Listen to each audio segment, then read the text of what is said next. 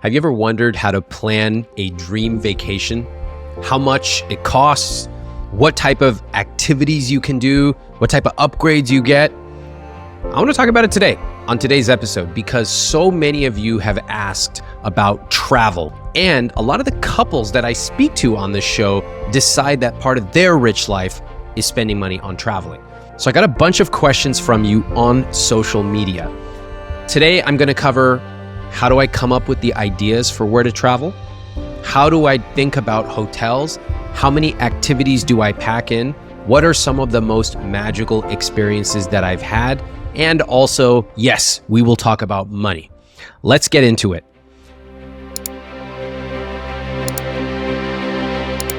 First question, when do you start planning and how do you plan for a trip? Okay, for the big ones, these would be things like a honeymoon, or in our case, we do a big annual trip every year. I would plan about 12 to 15 months ahead. What does that mean? It means the time block that we want to go. I am going to make sure that we can go, that we block it off in the calendar, that any meetings are rescheduled. And it also means that I'm thinking about things like weather. I'm thinking about things like, do we need to be somewhere else at a certain point? I don't want to leave this stuff up to chance because a rich life is never an accident. It's never like you trip and fall and suddenly take a magical 3-week trip. No, it takes a lot of planning. So I plan ahead. Furthermore, some of this stuff gets booked up. Some stuff already gets booked up over a year ahead. Places like certain safaris, they're already booked up. So I want to be thinking ahead. I don't always book everything 18 months out, but I'm looking, I'm planning, I'm talking to my wife. If we're getting other people involved, we're starting to say, hey, these are the dates we're thinking of. Are you able to make it, etc. All right, how do I pick the places to go? Well, this is one area of life that I would actually consider myself pretty intuitive. And for me, this is unusual. In most parts of life, I'm pretty linear. I like to write things down. I compare it. But for me, traveling is a lot about what do I feel like? Do I feel like a beach retreat, a busy city adventure?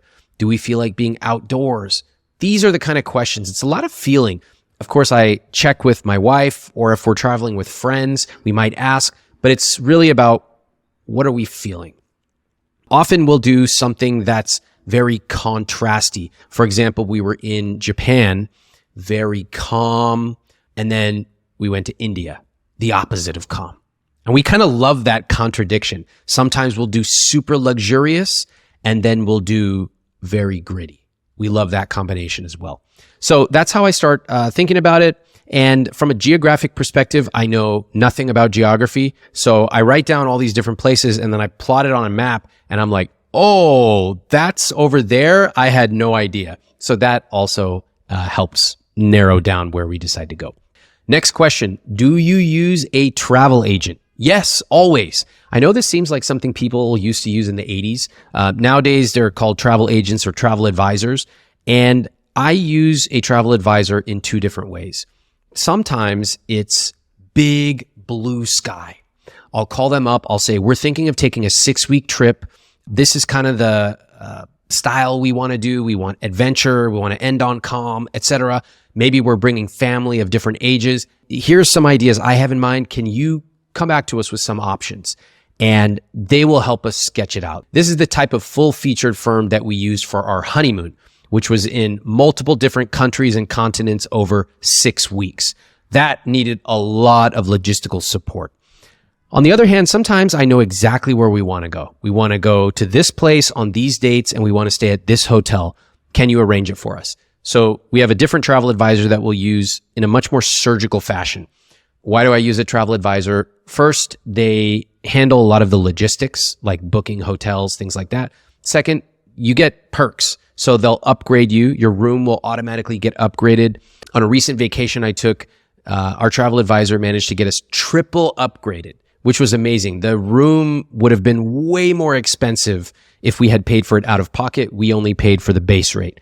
You'll also get things like free breakfast, which is handy when you're traveling, sometimes free airport transfer, etc. So yeah, we use a travel advisor and I'm a big fan of them. How do you ball out on a budget? Well, I don't know about the budget part. For that, I would recommend checking out my friend Chris Hutchins' podcast, All the Hacks. He does an awesome job talking about traveling, miles, etc. Chris is awesome. He knows all about that. But I will tell you how to spend a lot of money to create a dream trip. And I've done this in a few different ways. Some of it was, our honeymoon. Some of it was recently I had my 40th birthday, and my dream was to bring a bunch of friends and family to a resort. I planned everything. I said, all you have to do is just show up, and everything was taken care of. I covered it all. That was my dream, to bring my loved ones together and spend a bunch of time just hanging out, doing a cooking class, etc. I got a question from somebody in our money coaching group. If you're interested in that, you can join at iwt.com/money coaching. And they said, I want to spend a little bit more. I want to take this dream trip. What should I do? And I think the extent to which they had thought about it was something like, I want to upgrade our flights. Okay, that's great. You can arrive there being refreshed, etc. But it felt like they were thinking a bit small. So I wanted to encourage them. And I said, can I tell you what I would do if I had your amount to spend? They were like, yeah. So I said, okay, this is what I would do. These are trips that I've taken before.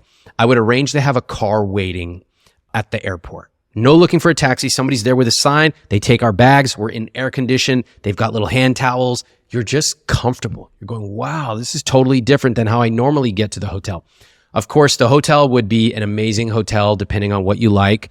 And, maybe you upgraded it, use a travel advisor, etc. When we arrive at the hotel, I would know, let's say we're traveling with family, I would know that one of my family members really loves massages. And I would already arrange for a massage to be waiting for them. So as soon as they got there, I would say, mom or dad or whoever it may be, I would say, you know what? They're going to take your bags. Why don't you go to the room, get cleaned up? We've got a masseuse waiting. Whenever you're ready, they'll be waiting for you at the door and they'll take you there. That's how you start to spend money to create amazing meaning. Okay, a few more things that I would do on a trip like this with loved ones, etc. I would schedule a food tour for the next day. So we're in this beautiful resort. Cool, that's great. We can eat there too. But I want to get out in the city. I want to see the local places. So we would have scheduled a food tour. They'll take us to the market. We'll find all this stuff we normally would never eat ourselves. Oh, it would be amazing. What else? The next day, we would do a cooking class at the hotel. The chef would come out. They teach us a few things, but mostly they do the work for you. So it's pretty easy. And then you get to enjoy the food and some drinks. Awesome. I would plan one day of doing nothing at all. Absolutely nothing. If people want to go out into the city or they want to go out on a boat, they can do it, but it would just be downtime. Being able to engineer leisure time is one of the best luxuries you can possibly do, especially when it is with your loved ones. One other thing I would do, I would arrange a special dinner one night. It would be outside, beautifully lit, candles and everything.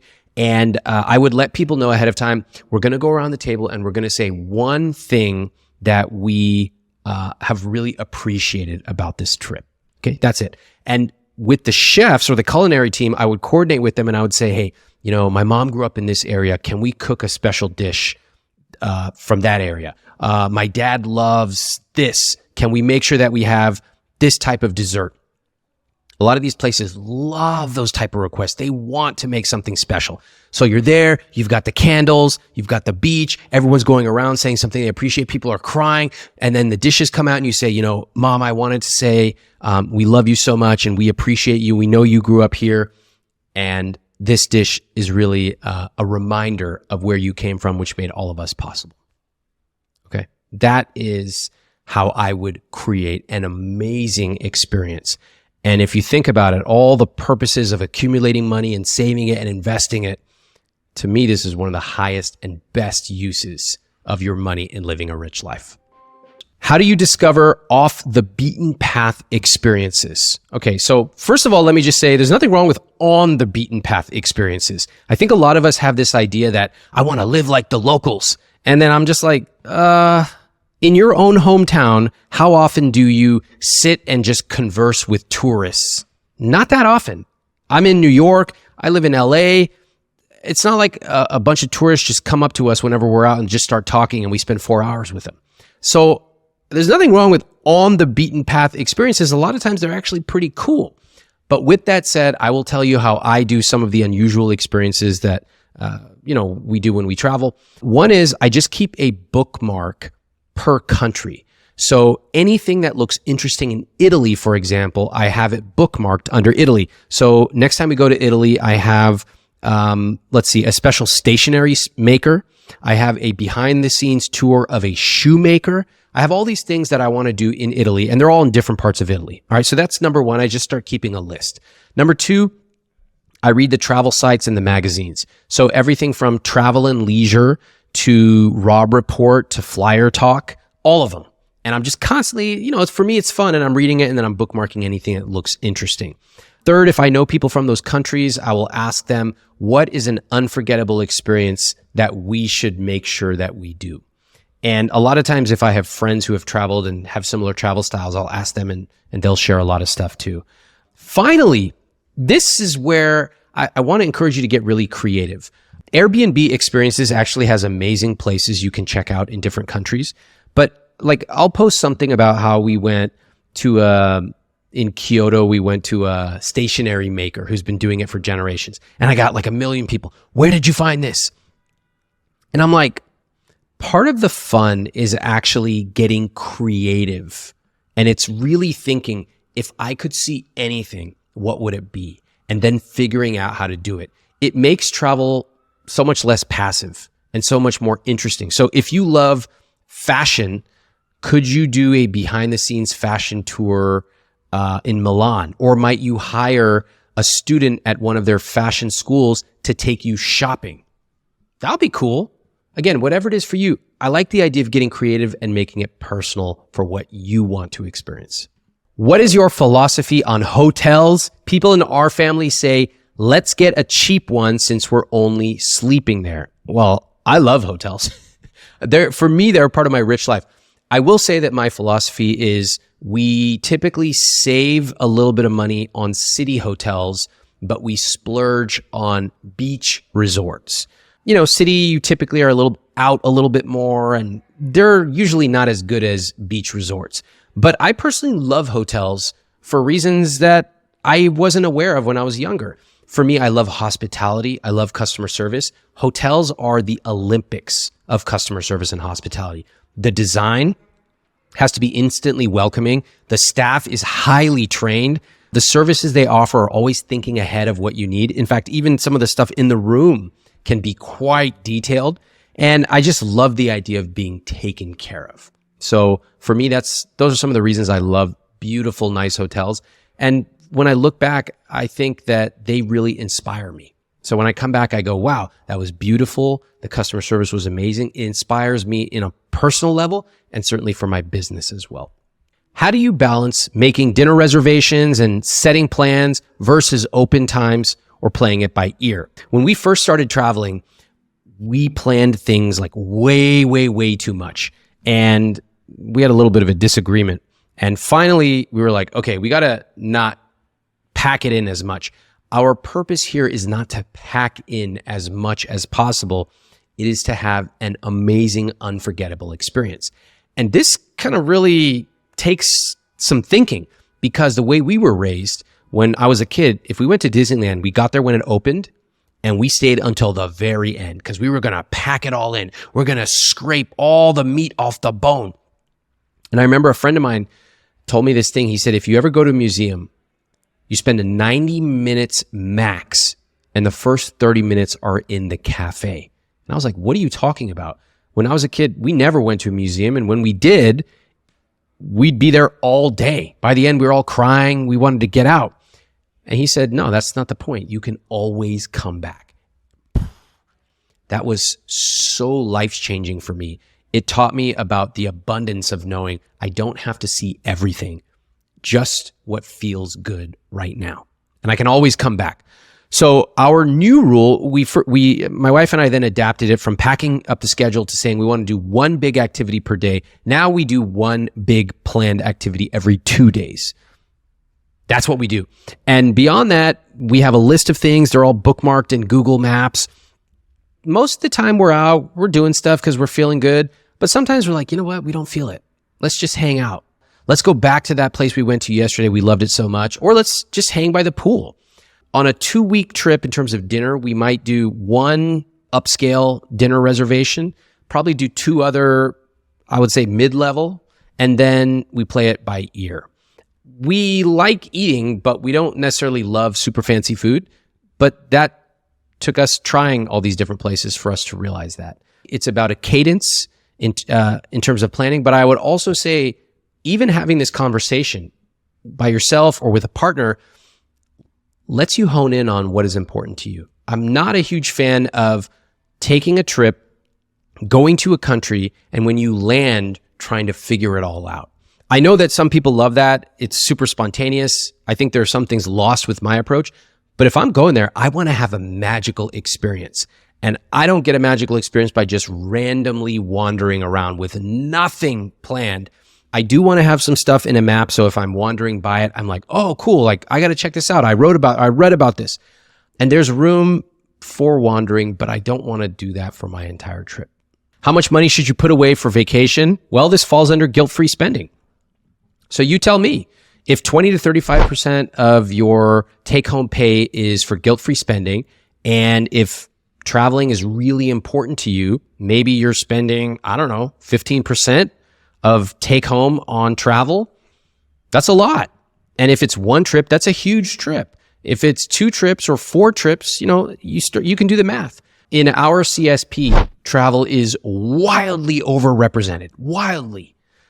But that's because we also don't have a car payment, and we don't have an expensive 1% AUM financial advisor that we're paying, or some really expensive mortgage with all these phantom costs. So we take some of the money that we would ordinarily be putting towards those things or credit card debt, and we put it towards what's important to us, which is travel. What's been your favorite stay so far? Well, I've had a lot of magical trips. One of the most memorable was definitely our honeymoon. My wife and I were inspired by some older couples who basically told us they had taken these really long honeymoons. And we were like, who the hell takes a honeymoon that long? And then we were like, wait, what if we do that? And so we created a 6-week honeymoon. We started in Italy. We went then to Kenya on safari, then India, and we finished in Thailand. And it took a lot of planning. So we used a full-featured travel advisory firm. We also invited our parents to Italy because we wanted to bring them with us. And we love them. They're mobile. They're healthy. They like each other. Italy's also kind of a nice, safe entryway for everybody. So we brought them with us. And that was magical. To be able to take my mother-in-law to the Vatican and to be able to do a food tour with a chef in the farmer's market and then make all this food. It was awesome. After we had our time with our parents, they left. We continued on in Italy. We saw some amazing things. We saw some fashion stuff, design stuff. We went on safari, and that was also amazing. We went to 3 different camps, and we just experienced so much. We saw amazing animals. We started waking up really early. We stayed at a very warm, family-oriented place. We stayed at an ultra-luxury place. We did all kinds of stuff. Then in India, I've never really traveled like that. I have family in India, so when I go there, I stay with them.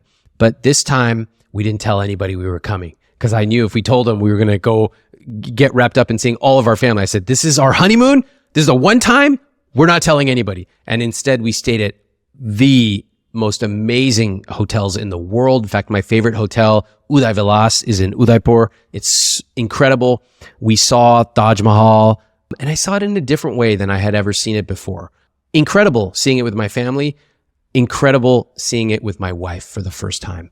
Seeing Golden Temple, going behind the scenes, doing tours that I'd never done in India, and finishing off in a beautiful resort in Thailand.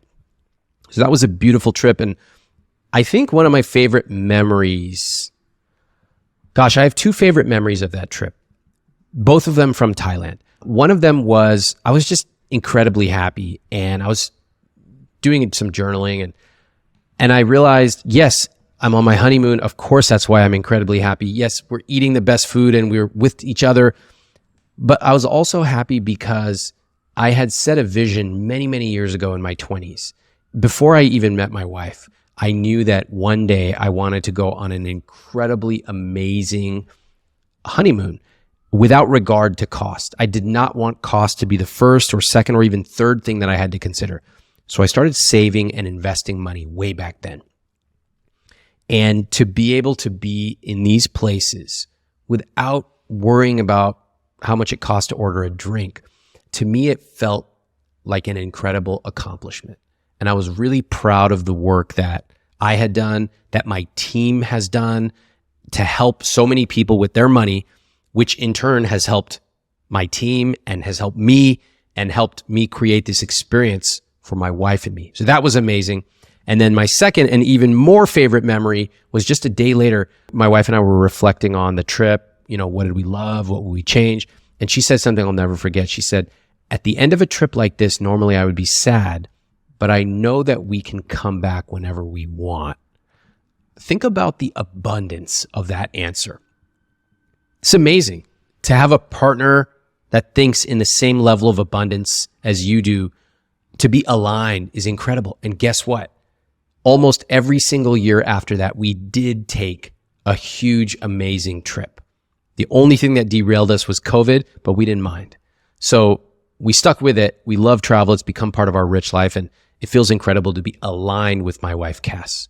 What if I have debt? How do I balance debt payoff with savings for enjoying a vacation? Now, this is a good question. All right, first off, I don't believe that you should wait to live a rich life until some distant day in the future. I believe you should live a rich life today and a richer life tomorrow.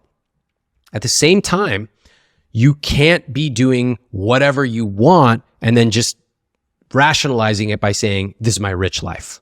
No, there are some tough decisions to be made, particularly if you have high interest debt, like a credit card debt. Now, I'm going to actually be talking more about money and travel because I've noticed some peculiar things that people do when it comes to planning for their vacations. I'm going to talk about it this Saturday on the podcast newsletter. It only comes out once. So if you are not signed up right now, you will never see this piece again.